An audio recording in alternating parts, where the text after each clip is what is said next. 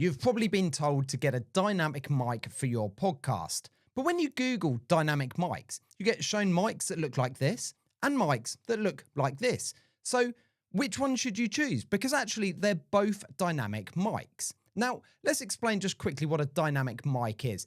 A dynamic mic basically means that it doesn't require any other power, so phantom power or any batteries, etc. It's XLR, so the cable just plugs in, goes back to a mixer, and it provides a feed. And they work by having a little coil inside them that move, almost like a reverse speaker. So you can get nice and close, you can shout into it, and it moves and sends that signal back. So they are both dynamic mics, but they're both built for different reasons. So first of all, let's look at the design, and that starts to indicate what they're to be used for. So this sort of dynamic mic, it's designed to be held, and therefore it's more of a stage mic. So you often see these, I mean, this is a bit of a cheap one, but the Shure SM58, lots of singers use those, people on stage, and they're designed to be held.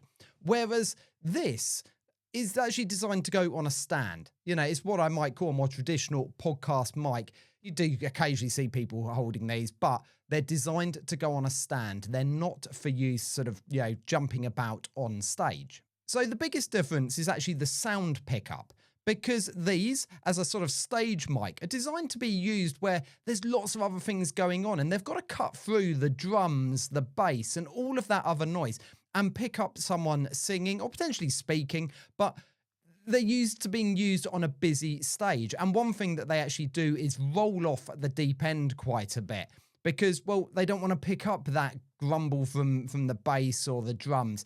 And they've sometimes got a little bit of a pickup actually sort of in that midpoint as well to emphasize the sort of bright sparkle of vocals. So that's what they're designed for. Whereas, more of a podcast mic is expecting a bit of a quieter room. It's not expecting loads of other things going on, and therefore it gives you that deeper sound. You can probably hear, this is the pod mic, but I'm using the Procaster. You've got that nice, deep radio type voice, which really suits that spoken word that we hear in podcasts. So let's do a little bit of a sound test. So like I say, I've got the Rode Procaster. It was the Rode pod mic I was showing you, but the same sort of setup. And this is what a podcast mic, as I would call it, a podcast dynamic mic sounds like. Now, if I flick over to this one.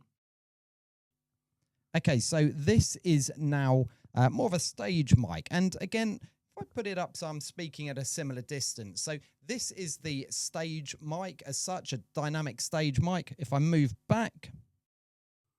Okay, this is now the Procaster. So the more podcast mics. I'm going to move across once more. I'm just muting and unmuting these at the moment. Okay, so now we're back onto this mic. And as you can see, I can move about and it's in my hand and I can hold it. And it's great for when you're on stage. People can run up and down, move about. It's fantastic. And obviously you get lots of wireless versions of these as well, which do require some batteries. But the original point there, dynamic mic, they don't require phantom power, not powder. Maybe some of the artists do, but that's another story. So let's turn this one off and put the Procaster back on. Okay, so back to this, which is my main mic that I use for recording my YouTube videos, for podcasting. And if you're looking to do that sort of spoken word YouTube videos, etc., get one of these. Get a podcast dynamic mic, not a stage mic. If you've already got one of these and you haven't got the budget to buy another one, well, yeah, it's fine. It will do. It still will pick up your voice. But if you're thinking, which one should I buy, then go with something like the Rode Pod mic, the Procaster, the Shure. They're going to be the better choice for you.